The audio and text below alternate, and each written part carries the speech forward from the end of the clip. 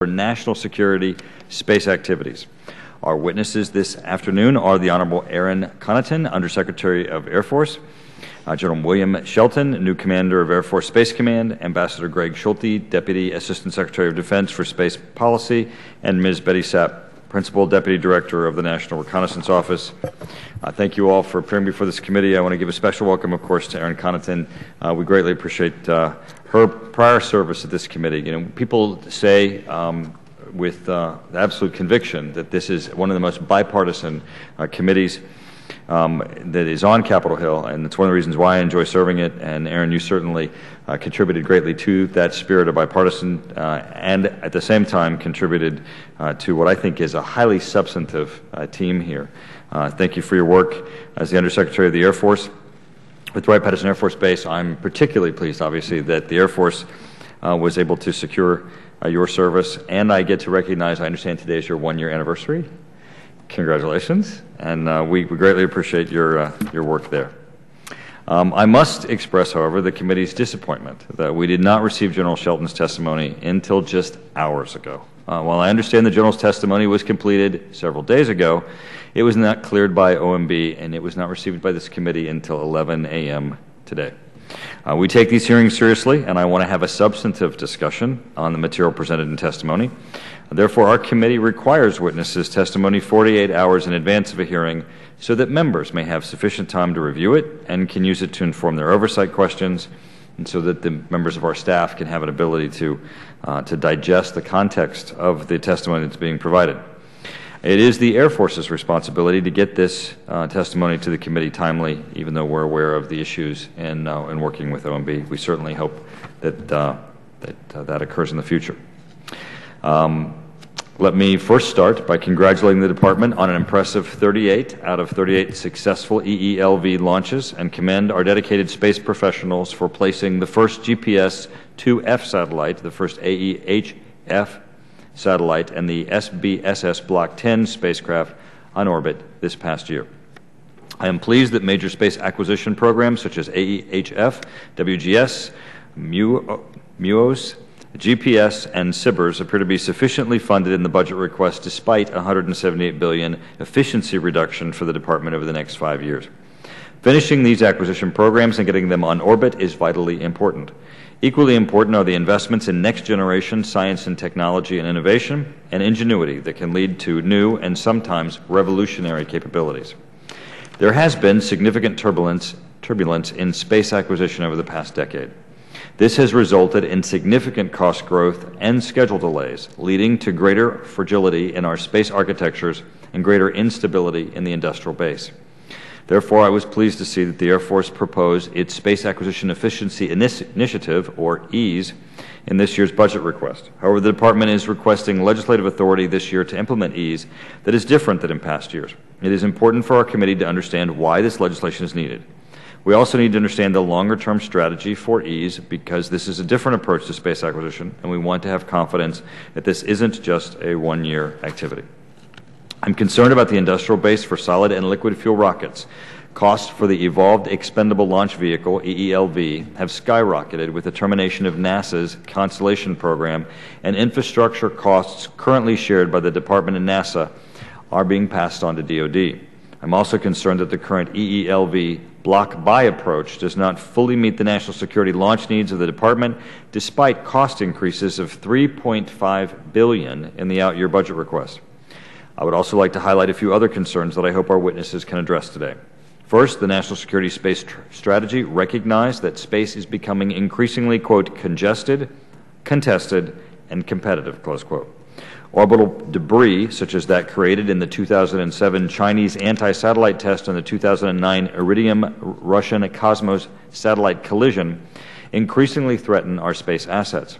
However, our current Space Situational Awareness, SSA, toolset rests largely on 1980s computer and network technology. The Air Force plans to replace this with the Joint Space Operations Center Mission System, but this information system program has experienced several challenges and setbacks. This is an important capability. I would appreciate our witnesses' thoughts on how we can get this set for success. Second, I would like to further understand the Department's concerns about a new commercial communications capability that could potentially interfere with the GPS, as highlighted in a recent letter from the Deputy Secretary of Defense to the FCC. Such interference could have severe consequences not only for the military but also first responders, the FAA, and other civil and commercial users who are highly dependent on GPS. Third, the Department's $100 billion efficiencies initiative and $78 billion deficit reduction initiative appear to take significant tolls on our space workforce. These cuts appear to be in areas that were scheduled for growth to accommodate rapid mission growth. What is the magnitude of this issue, and how is the Department approaching it? Fourth, the discussion in the National Security Space Strategy on norms has led to questions about whether the United States intends to sign up to the European Union's Code of Conduct for Space. Some believe the code could be a first step towards space arms control and limit U.S. freedom of action in space. What are the impacts of such an agreement? I would hope that the Department would carefully consult this committee before taking any further steps that could limit our future operations in space. Lastly, a year ago I expressed my concern that the National Air and Space Intelligence Center, NASIC, was being restricted from doing original analysis in certain counterspace areas despite their long history of technical expertise. Some of this has been resolved, but I am still uneasy with the current allocation of space intelligence analytical responsibilities.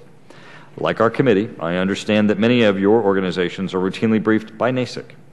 Limiting their ability to continue to provide such important support cannot be in our best interest, especially with the Department's increased emphasis on space situational awareness and space protection.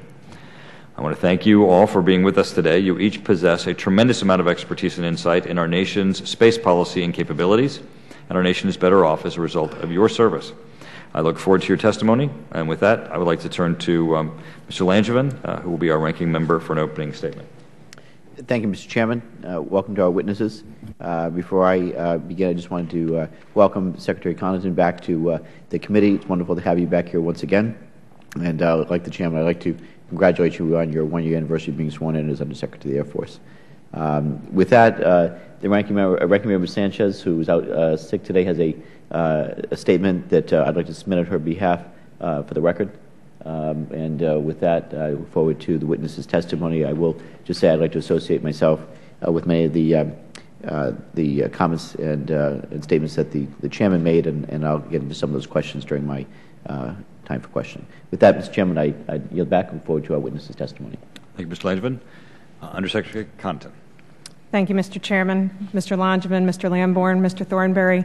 It's wonderful to be back and wonderful to be part of this subcommittee and this committee again. I want to thank you for everything that you do for our 690,000 active Guard, Reserve, and civilian airmen. This committee in particular does so much in overseeing some of our most critical national security programs, whether it be nuclear weapons, missile defense, or the subject of today's hearing, space programs. Being back in this room brings back many memories, and all of them good, so I'm thrilled to be back, and particularly to be here with my great colleagues in national security space. If you don't know already, you'll find out in the course of the hearing just how much tremendous expertise is up here, and I'm thrilled you'll have the opportunity to engage in the dialogue with these wonderful colleagues. I want to just very briefly highlight some of the changes we've seen over the past year when it comes to Air Force space programs, particularly in the areas of governance, acquisition reform, and investment. The changes we've made in those areas are consistent with and designed to support the tenets of the National Space Policy and the National Security Space Strategy. As Ambassador Schulte will discuss at more length, these two documents emphasize the need for us to strengthen our capabilities, as the Chairman said, in an increasingly congested, contested, and competitive space environment. Both call for increased information sharing and cooperation through interagency collaboration and international partnerships, and both emphasize energizing our space industrial base. They recognize space as a vital national interest that must be defended and stress that our space assets and infrastructure must be resilient. In support of the policy guidance in the FY12 budget request, we are focusing on international partnerships in our wideband global satellite communications and space fence programs, working with other agencies and our industry partners to stabilize the market for space launch and investing in critical upgrades to our secure communications capability and our GPS constellation, to name just a few examples. To ensure we can effectively execute these strategies, we know we must have a sound management structure. To that end, we've made a number of changes in space governance over the past year, both within the Air Force and throughout the broader Department of Defense. Within the Air Force, I was designated as the focal point for space.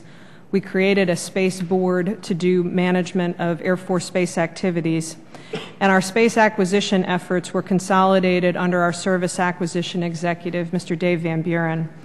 At the DoD level, Secretary Mike Donnelly was revalidated as the Department of Defense's executive agent for space.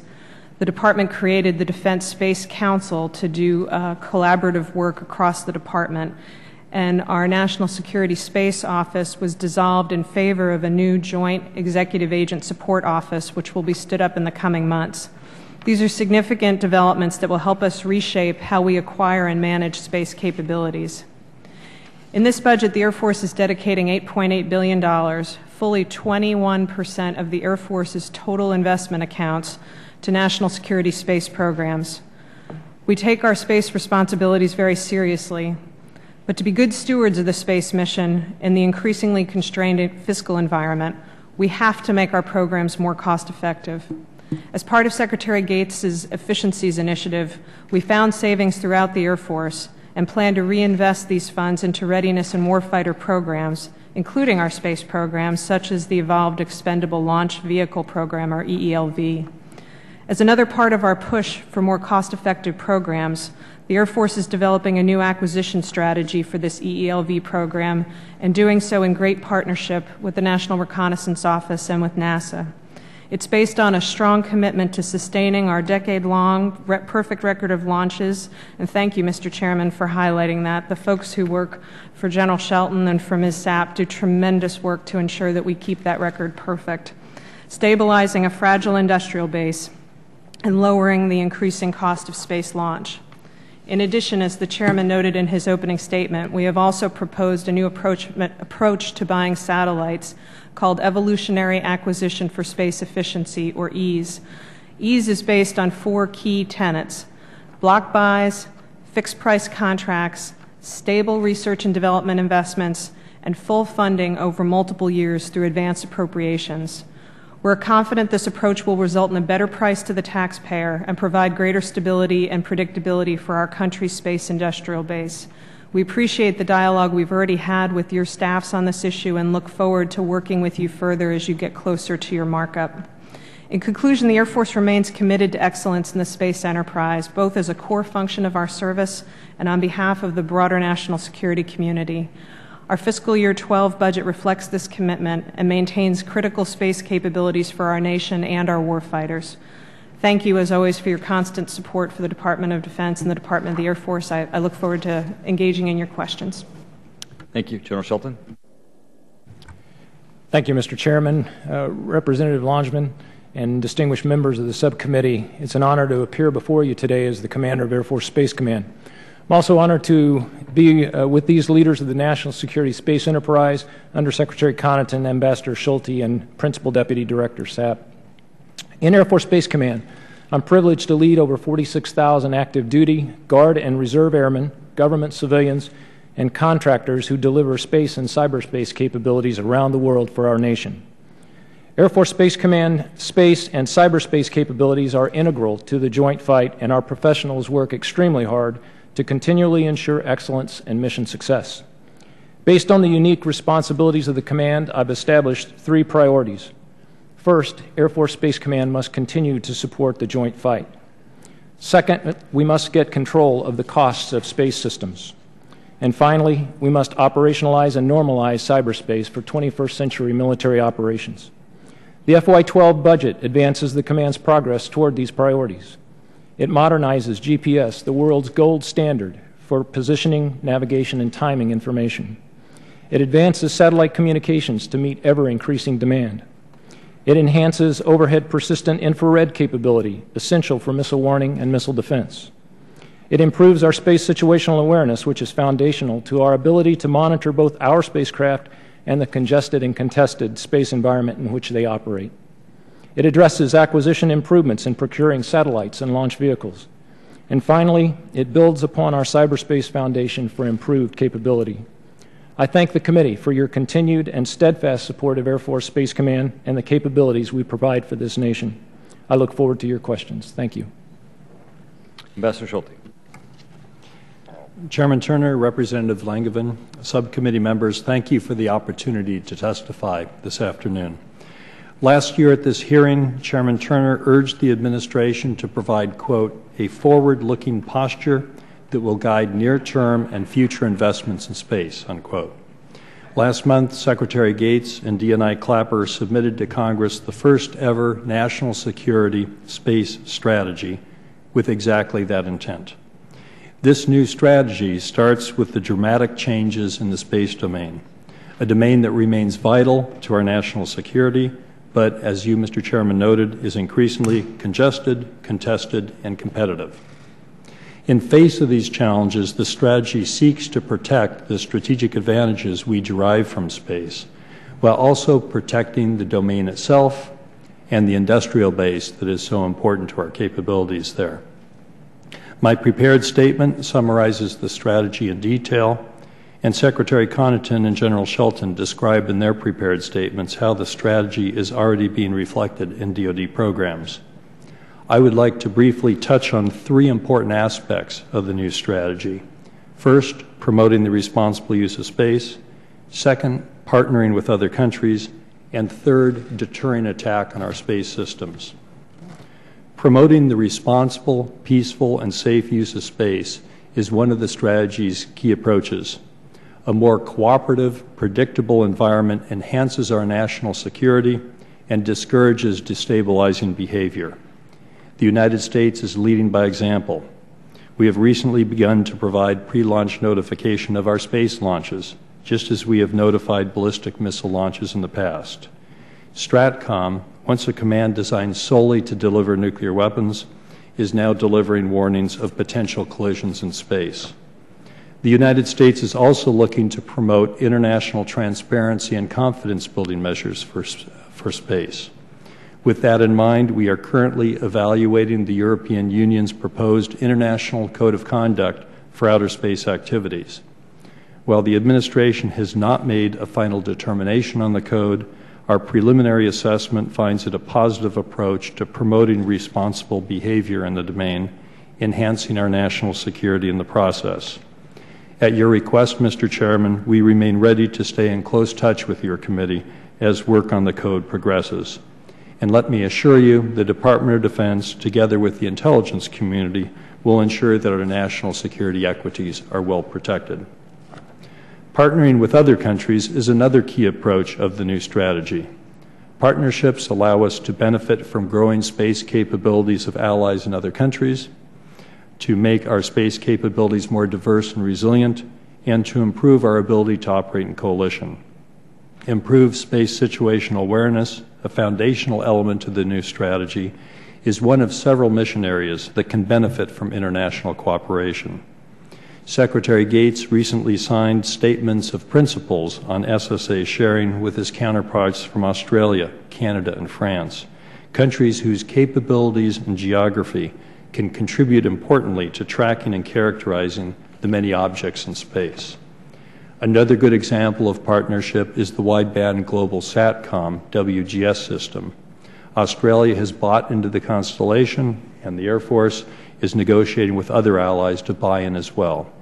This expands the number of satellites, adds coverage and resiliency, and shares the cost, a welcome benefit at a time of budget constraints. The new strategy also reflects a new multi-layered approach to deterring attack on our space systems, an approach that builds on aspects of the strategy that I have already described. In brief, the first layer of deterrence is the establishment of norms of responsible behavior, separating responsible spacefaring countries from those who choose to act otherwise. The second layer of deterrence is the establishment of international coalitions, forcing a potential adversary to contemplate attacking the capabilities of a coalition of countries, not just one. The third layer of deterrence is mission assurance, ensuring that we can conduct key missions in a degraded environment, thus reducing the incentive to attack our space capabilities. The fourth layer of deterrence is a readiness and capability to respond in self-defense, and not necessarily in space.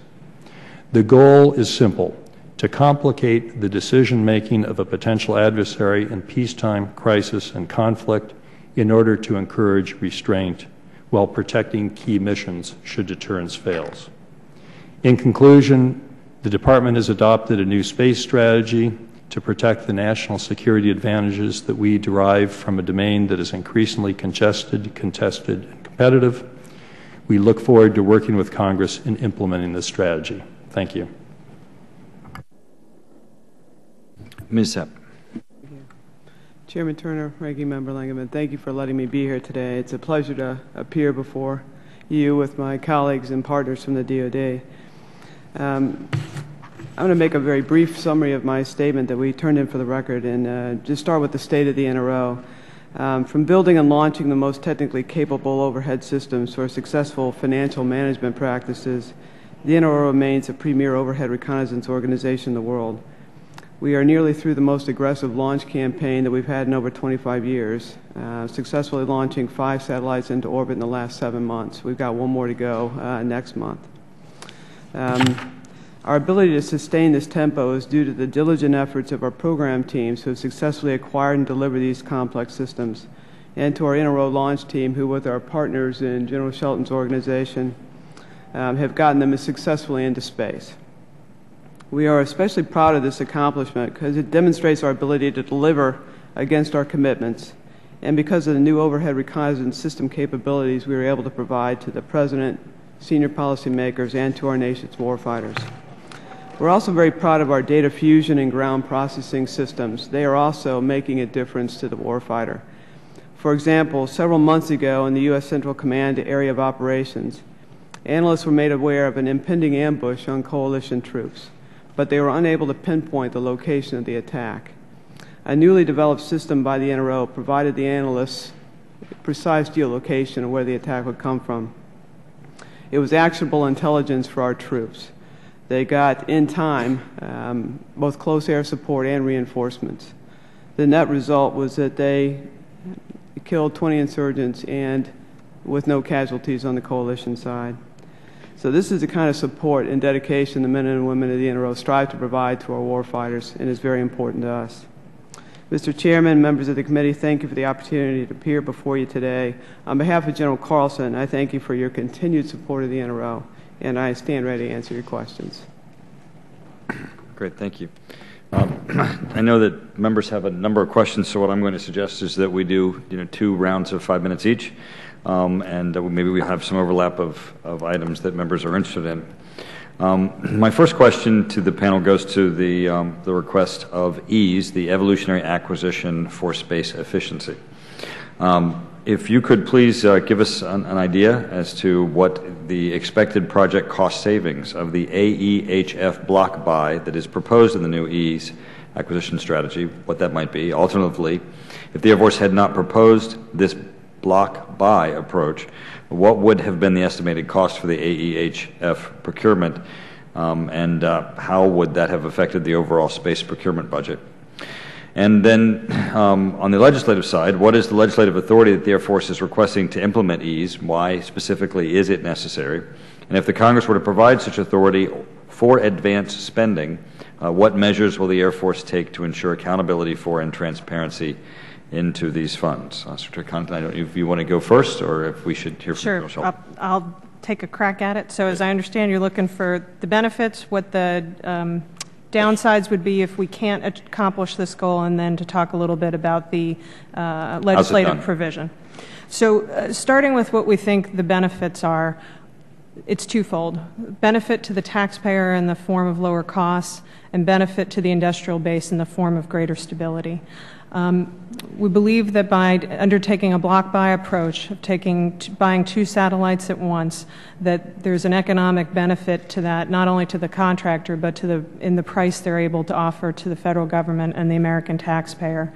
Now, the work that we've done here started honestly with direction that came from this committee and others over the years, that you were not happy with the way that we were procuring satellites, and that you wanted us to look at a different way of doing it. Obviously, we've put together an approach here, and we're looking forward to a dialogue with you all about whether this meets your intent and where we can go from here. But we've gotten direction from the Congress. The cost, our CAPE office, cost analysis and program evaluation, I think that's right, cost assessment, excuse me. They've been doing work for a number of years that shows that when we buy satellites one at a time, that we are not as effective as if we are buying in blocks and reinvesting continuously into research and development. So I want to highlight that this concept comes with analysis behind it.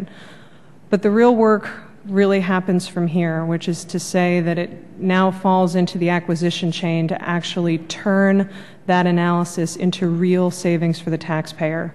We are confident that we will be able to achieve real savings, but that work, that analytical work by the acquisition community, needs to be done on the should cost for this system, and that's underway under the leadership of Dave Van Buren, and then ultimately in detailed negotiations with Lockheed Martin. And Mr. Chairman, I beg a little bit of indulgence. I think you can appreciate that we don't necessarily want to lay out the details of our negotiation strategy in a forum like this, but I would like to commit to you to keep working with the committee so that you have understanding of where we're headed with this. In terms of what happens to us if we can't achieve this approach, the challenge that we've had in the past is that because of the significant cost of space systems, where satellites can cost upwards of $1 billion, $1.5 billion, when we have to fully fund in a single year, what happens is you create a spike in a particular program. So in fiscal year 12, that spike, if we fully funded, would be in AEHF. And the effect of that, particularly in the budget environment that you all know about better than I, is that it forces us to push other space and other programs further to the right, because we can't afford to do everything the same year, and it forces us then to buy other programs less efficiently. And what we've found over time is that for the industrial base, when they get breaks in production lines, it drives their cost up, it wreaks havoc on their workforce, and it ultimately drives a higher price to the taxpayer when we have to buy that next satellite. So for those reasons, we think that we need to undertake a new approach that allows us to avoid those funding spikes and that provides greater stability to the industrial base. In terms of the legislative proposal we intend to send over, it's sitting with OMB right now, but the Air Force's intent is to put forward a request for full funding through advanced appropriations. And we will certainly work with you on the details of that proposal. But the idea is to give you greater confidence on what it will cost over time by locking in funding over the course of the future years defense program at the outset. And the benefit for us is it allows us to avoid those spikes and put the funding over multiple years. But again, we'd be very happy to work with you on that. And General Shelton, I don't know if there's anything you want to add. Just one thing, as the guy that's got a program for this, if you can have stable funding through across several years, that allows you, in a time where we're basically recapitalizing every constellation we've got, it allows you to get the most bang for the buck across the board, as opposed to managing these big spikes and having to manage where those spikes occur across the years. So exactly as Undersecretary Connaughton said, we're just trying to get to a stable funding environment, much more predictable for our suppliers as well. Thank you. Does anyone else wish to comment on the issue?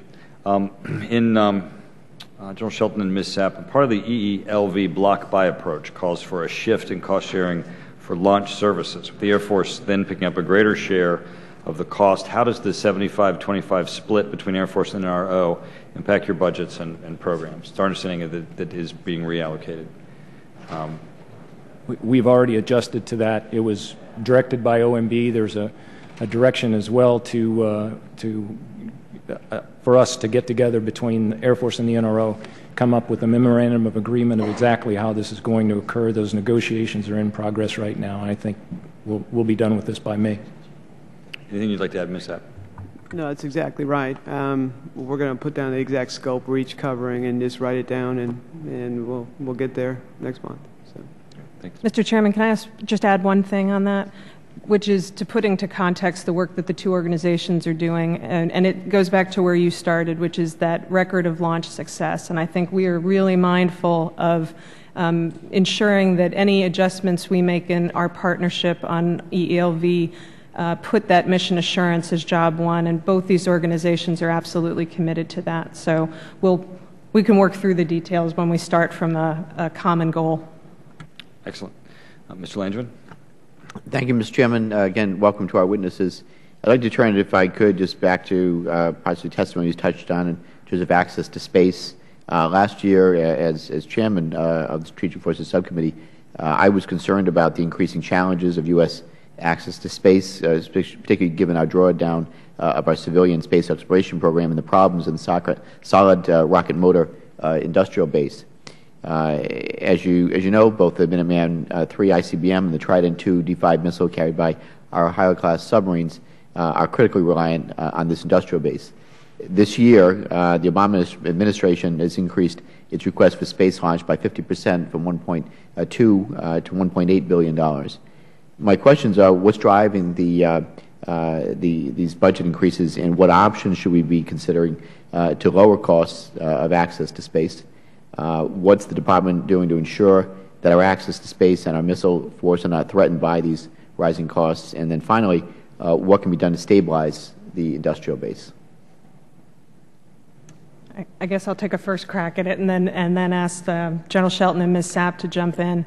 And these two have a lot more of the historical context than I do, but let me give you my understanding, Mr. Langevin, of why we're facing increased costs. Some of it goes back to the beginning of the EELV program and the market that we assumed that was out there for commercial launch. And so there were lot buys, there were large purchases of items that were made all at once at preferential costing, and over time we've been drawing those down. That's been happening on our in the procurement of the actual boosters and the items that go into that, and also on the service side, we had basically gained an advantage from previous block buys, and as time has gone on, we have burned that down, and we're now seeing the true current cost of launch. The second piece there is that you've got, as you noted, industrial base issues, second and third tier suppliers that have had a break in production or have gone out of business, and we're seeing increased costs in that area. Just in the propulsion area alone, we're facing costs 2 to 4 times what it had been previously. So in terms of what we're doing about this, part of it is the block buy that General Shelton and Ms. Sapp discussed, where the NRO and the Air Force together are committing to 8 cores a year to provide stability to the industrial base. But it comes back again to doing a rigorous should-cost review to really look at the drivers of costs and to negotiate them down with our industry partner. We just, Mr. Langevin, we just completed a should-cost review, resulted in over 80 recommendations of things to look at to help lower cost, and we're pursuing each one of those over 80 items. In terms of the solid rocket motor industrial base, we have not been, in the space arena, we have not been a big player in that, and I should clarify that for national security space. Most of our rockets are liquids and then small strap-on solids, but not the large solids that you talk about for Minuteman and Trident class. The Constellation program that NASA was running, which has now been canceled, was going to be a big user of solid rocket boosters. The shuttle program is certainly a big user of solid rocket boosters. So there is valid concern about the industrial base and the industrial capacity to produce those boosters for the future in particularly our strategic platforms. But in the space arena, that's not, we're just not a big player in that. Ms. Sapp, did you have anything to offer? No, I'll just say that we are working hard to partner with the Air Force on both the infrastructure costs and on stabilizing the industrial base on the booster side as well, with the minimum 8 cores per year that we've committed to buy between the two of us. That gives the provider what they need to stabilize. Thank you. Let me talk about other entrants to the space area, particularly commercial. We've seen a remarkable progress of new entrants into space launch business, such as SpaceX. What's the Air Force doing to allow these new entrants the opportunity to compete for DoD space launch contracts? I guess I'll Secretary start. Coniston again. Sure. Mr. Langevin, there's actually a memorandum of understanding between the NRO, the Air Force, and NASA that was signed just in the last week that, among other things, it speaks to launch and this commitment to 8 cores per year, but part of it talks about the need to get a certification process in place for new entrants wherever they may come from. So that work will be completed, and we hope by late July.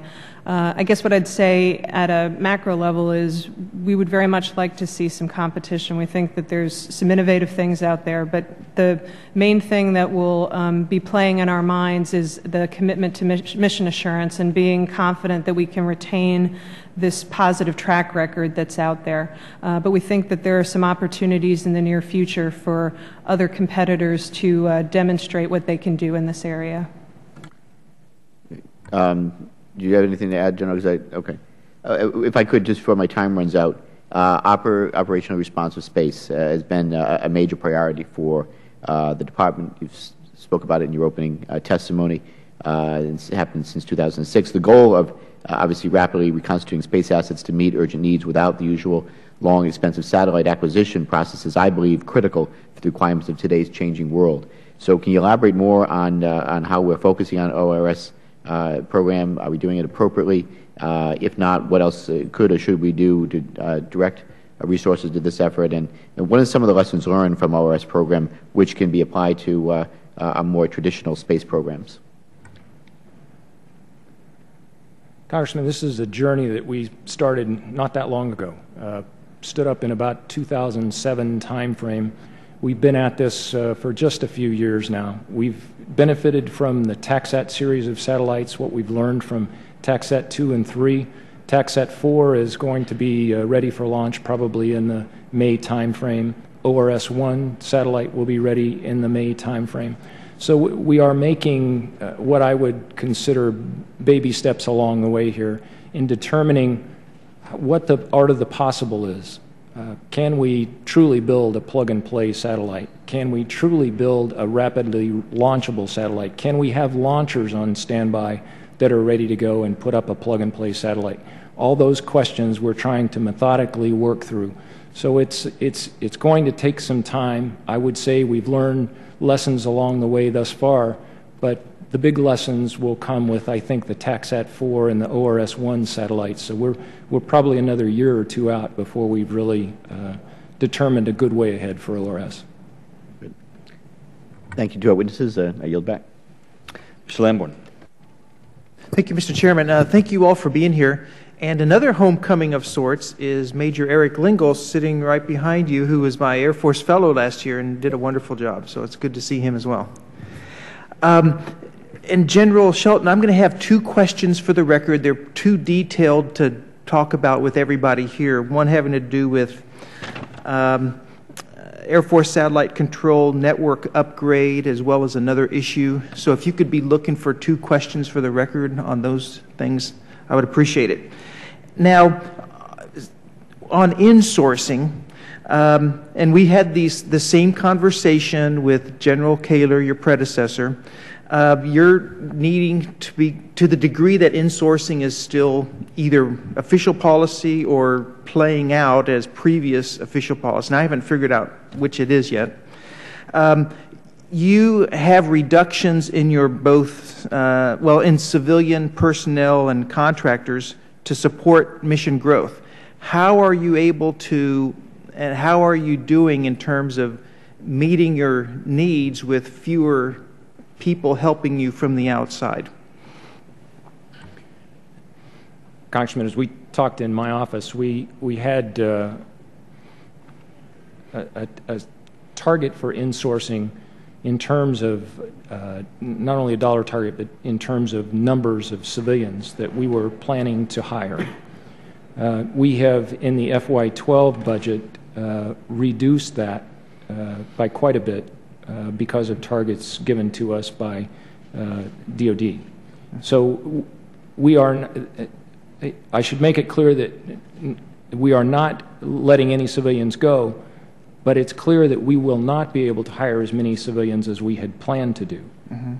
So we are going through the analysis right now, Air Force-wide, not just in Air Force Space Command, but Air Force-wide, where we are going to put those precious civilians that we are able to hire, put them against the appropriate mission areas, probably look at some management realignment within the Air Force to accommodate the reductions in the numbers we thought we were going to get. So it's clear that there's a lot of management shuffle that we're going to have to do here to accommodate the reduction in the growth that we thought we were going to have. Okay. Now, shifting gears, for any one of you, there was a little mention earlier of the proposed European Union's Code of Conduct for Space. What are advantages or disadvantages that any of you see with that? Well, if I could, Mr. Congressman, we are carefully evaluating the EU Code of Conduct. And when I say we, it's the Department of Defense together with the State Department as a possible means to develop transparency and confidence-building measures for space. The President's space policy says we will consider arms control that meets certain criteria, but will focus on transparency and confidence-building measures. And the EU Code is one measure that we're looking at very carefully.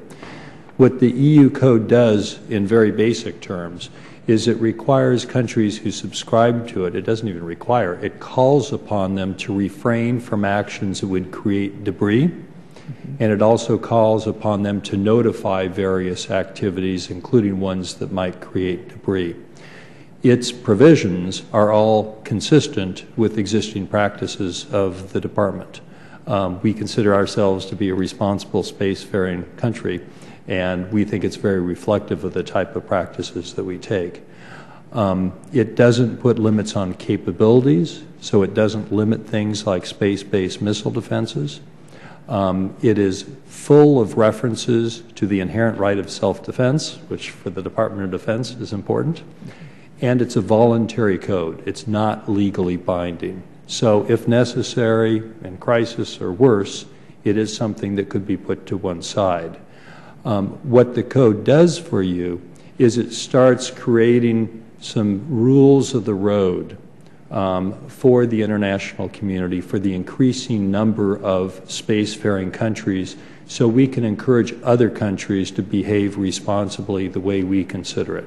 So we haven't made a final decision on it yet, Mr. Congressman. We're carefully assessing the operational impact together with the intelligence community. I promise you we will make sure our national security equities are well protected.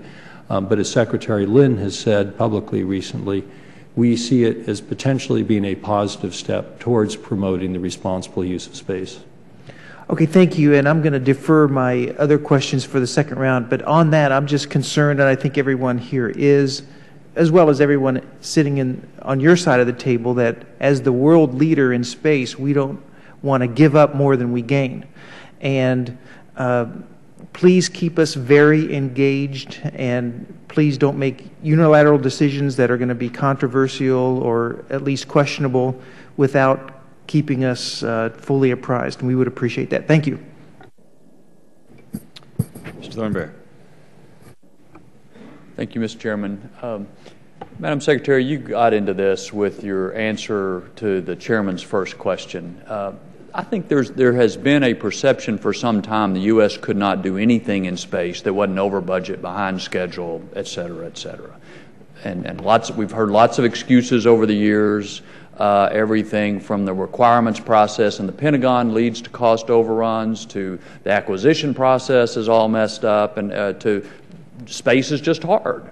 And sometimes, I guess you described a different approach on this one program, but I kind of from a broader level, I would appreciate your view as to our ability to implement what we decide to do.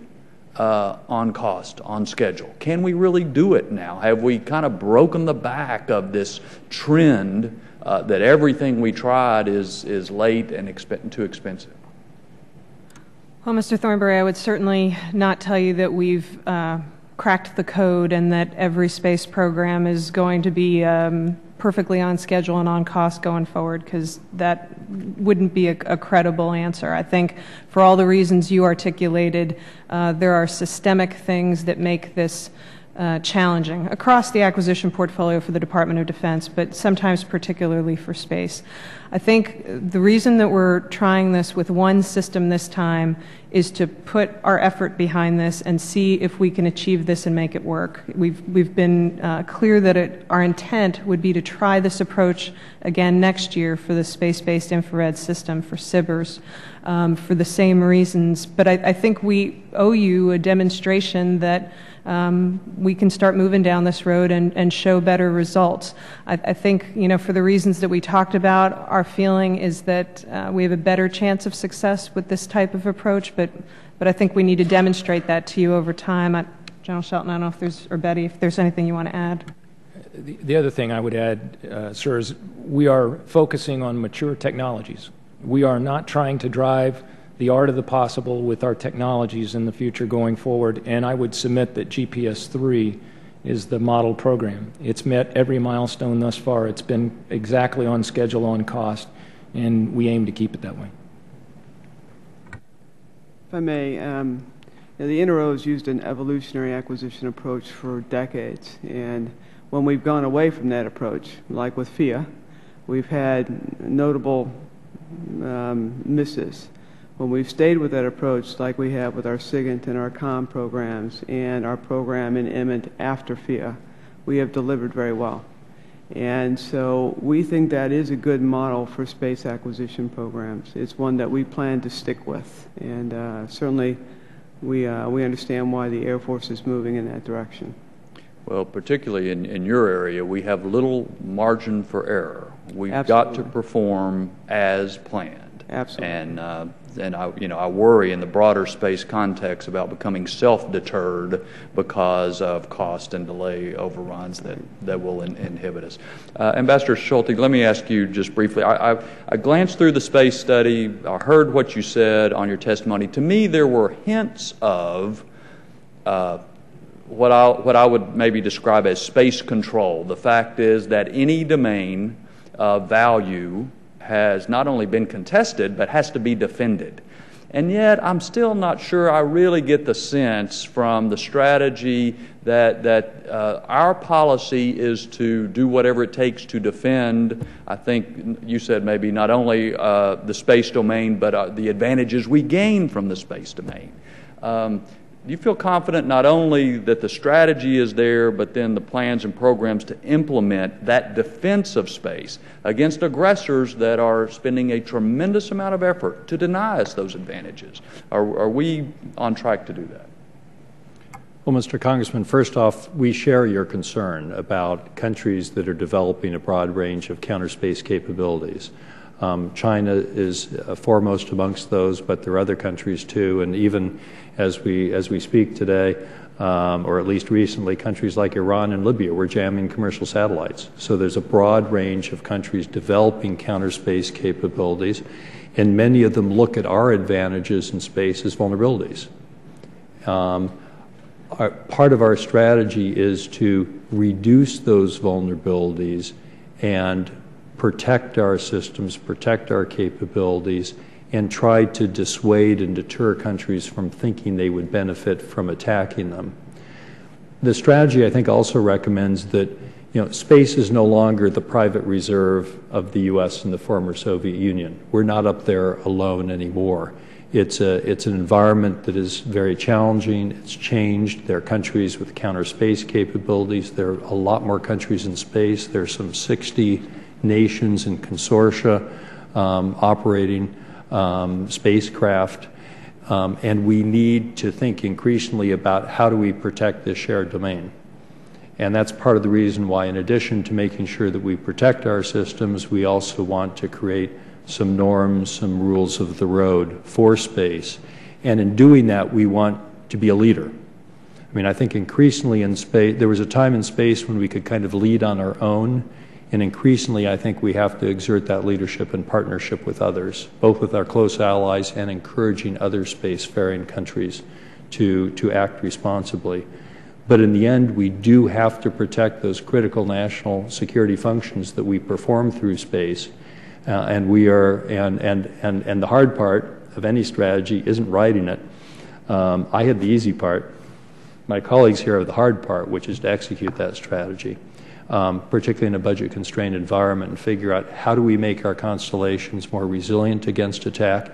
How do we have perhaps cross-domain solutions so that if some of our capabilities in space are degraded, there are other ways to carry out those mission-essential functions and to make sure that we sustain those advantages. So we share your concern about the changing nature of space, and we're going to have to work really hard to implement the strategy to protect those advantages, and we'll need your support. Thank you. Thank you.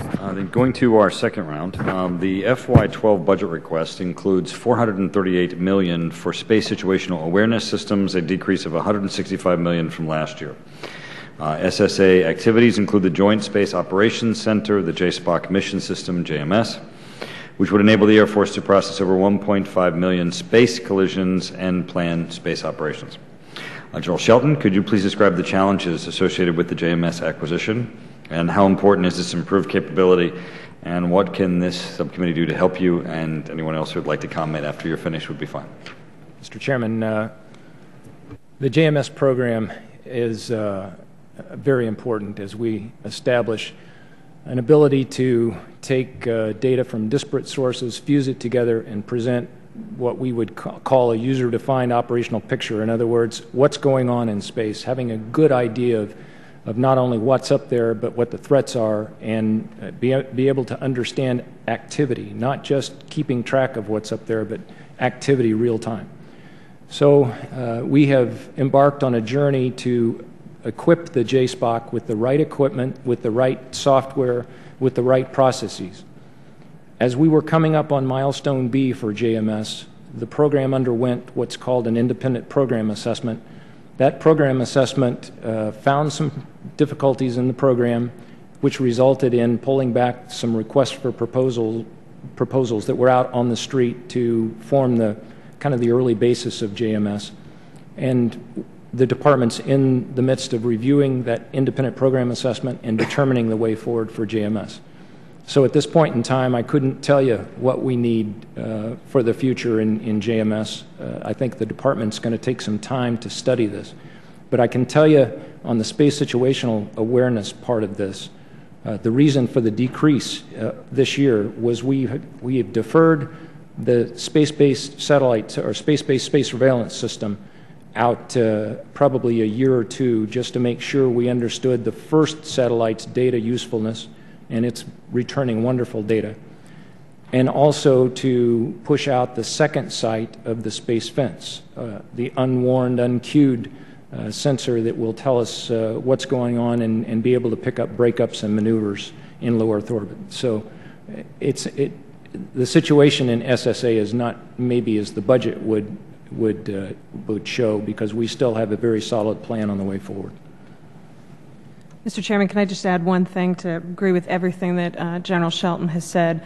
Want to emphasize, you have a budget request in front of you, which obviously has funds in it for JMS. We are absolutely committed to that capability. The independent assessment that General Shelton mentioned will help us refine the how we get to that. So I think we owe you more of a conversation before you move to markup, but want to reiterate that we support what's in the President's budget request in terms of resources that should be laid against this really critical activity for General Shelton's command.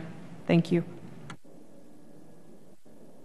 As my last question, I would like to ask your assessment of intelligence, information, and original analysis that originates from NASIC. Last year there was a bump in the road as NASIC was restricted for a period from doing some original analysis in certain counter space areas.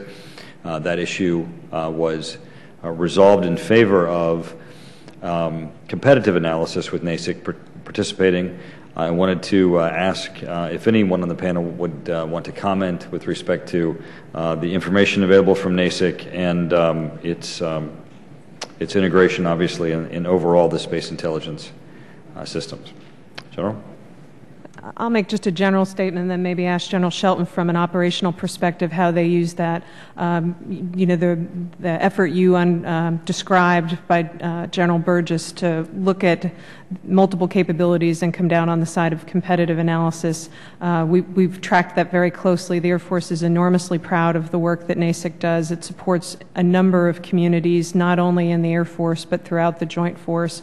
So just wanted to start with a general statement of the great work that comes out of that organization and turn to General Shelton. This is real easy, Mr. Congressman. They are our lifeblood. As a former commander of 14th Air Force and the Joint Functional Component Command for Space, we counted on NASIC's analysis every day, every day. Mr. Chairman, I would just say in my previous job, I worked very closely with the intelligence community on Iran, as you might imagine. And I moved over to do space, and I thought, who's going to provide me my intelligence and assessment on space? And I learned about NASIC. And I have to say I have been impressed at the level of intelligence and the level of analysis. And in terms of supporting policy and strategy, it's been superb. I will just add on that we use NASIC extensively and wouldn't know what to do without them. They provide invaluable analysis for us. And thank you all for that. Mr. Langevin? Thank you, Mr. Chairman. If I could, turning back to space acquisition, could you give us more detail on the expected savings from the new approach to space acquisition, including increasing block buys and fixed price contracting? How will these changes affect our out-year funding, and what new authority will the Air Force need to implement this approach? Secretary Connaughton? Sure, Mr. Langevin, I'll try to recap a little bit.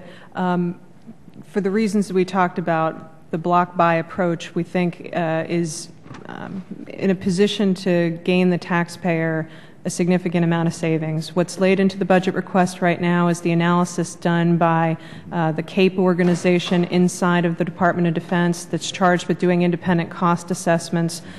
Where we'll go from here is with our acquisition community doing a very detailed should-cost review, which is already underway, and then negotiating the best possible contract we can with the prime contractor. And so, as I mentioned to the chairman, we'd like to keep you informed of our our negotiation strategy as we get ready to undertake that work.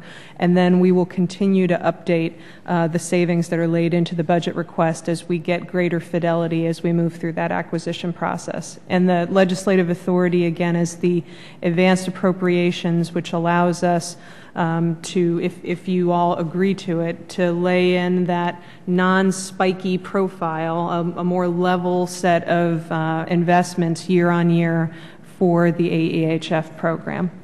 Very good. Thank you. To all of our witnesses, the National Security Space Strategy calls for exploring private partnerships and hosting government capability on commercial aircraft. Could you detail for us what further, I know we touched on this a bit, but could you further detail for us what we're doing to better take advantage of hosted payloads to cut costs while preserving mission assurance? Well, there's a very good example, Congressman, of an infrared payload that is set to launch probably this summer on a communications satellite, a commercial communications satellite. That infrared payload will help us with the next generation of our missile warning satellites in determining whether or not that's the right technology we want to use. So that's a baby step along the way. We've got lots of history with hosted payloads. They've just been hosted inside the government. Hosted payloads with the NRO, hosted payloads with NASA, them hosting payloads on our platforms. So we know how to do this. It's just whether or not this will make it on a commercial model, because the placement of the satellite is driven by the commercial business as opposed to where we might need it for national security needs. So it's a thing that we're exploring. We'll see how this works out with this first one, and we'll continue to explore opportunities. We think there's great potential here. Very good. Anyone else care to difficult in this environment, but we do use lots of partnerships everywhere. So we'll continue to explore those opportunities as well. Very good. Thank you. That's it for my questions. Before I turn back, though, Mr. Chairman, I'd just like to recognize Rudy Barnes, who is Staff Director for the Subcommittee on Strategic Forces. I just saw him in the audience after we had started the hearing, and wanted to welcome Rudy back to the committee as well. I stole him, Mr. Longman. Sorry about that. I too want to recognize you. Thank you for your work, and you shouldn't sit so much in the back. It did take us all a while to figure out that you were sitting back there. Yeah. Mr. Lamborn. Thank you. For any one of you, recent reports indicate that a commercial telecommunications company called Light Squared is developing terrestrial broadband communications technology that has the potential to interfere with terrestrial reception of GPS signals. Please discuss the magnitude of the impact that this might have on the Department of Defense, and what is being done to mitigate this potential conflict, and how can we avoid conflicts such as this in the future? And is someone having interaction with the FCC? Let me go back, Congressman, go back in history a little bit. This was originally designed as largely a space-based effort with terrestrial augmentation. It has now shifted in the business model to be a terrestrial-based network with space augmentation. Probably 40,000, their business plan calls for probably 40,000 towers around the country, many of them concentrated in urban areas. Our analysis to date, I shouldn't say our analysis, a large commercial manufacturer of GPS receivers analysis has said that the signal from GPS will be effectively jammed by these towers, both in airborne and terrestrial applications. So much so that there has been an industry association that's come up on the net to express concern. The Deputy Secretary of Defense and the DOT Secretary have also signed a letter back to the FCC expressing concern. There is technical analysis underway. I think that analysis is due to be completed to the FCC by the June timeframe. So all the right work is going on.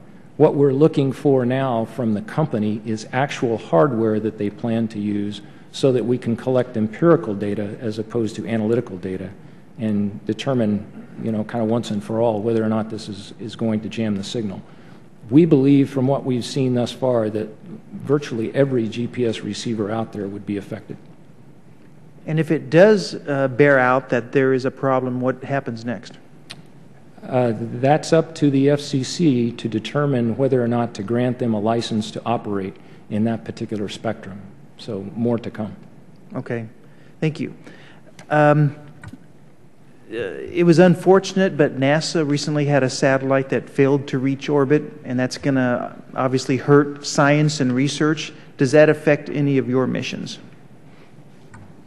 We have, Congressman, we have 3 upcoming Minotaur launches that we believe have common hardware or may have common hardware to what we believe was the failure mode. The payload fairing, which is the very tip of the rocket that covers the payload, once you get up out of the sensible atmosphere, that separates and then exposes the satellite, and then the satellite eventually gets deployed. But that's just extra weight carrying uphill, so you want to get rid of that as quickly as you can. What happened on the NASA Glory launch is that payload fairing did not separate. The separation system was redesigned 2 years ago. We believe the parts that did not function, although the investigation is just starting, but we believe the parts that did not function properly from first indications are common to the boosters that we've got coming up, 2 in May and 1 in August. So okay. More work to be done. Okay, thank you. And then finally, Ms. Sapp, the NRO does some great work for our national defense. To what extent can you tell us in an unclassified setting how NRO is working to better integrate intelligence to support the warfighter? Just a general question. Yeah, we take a great deal of pride in that. So we're known for our space systems, but we do a lot in terms of integrating space with other domains. and in integrating multiple sources of intelligence on the ground. And in the opening statement, I used an example where we did that to support a very detailed geolocation to provide actionable intelligence to troops. And that is something we take great pride in.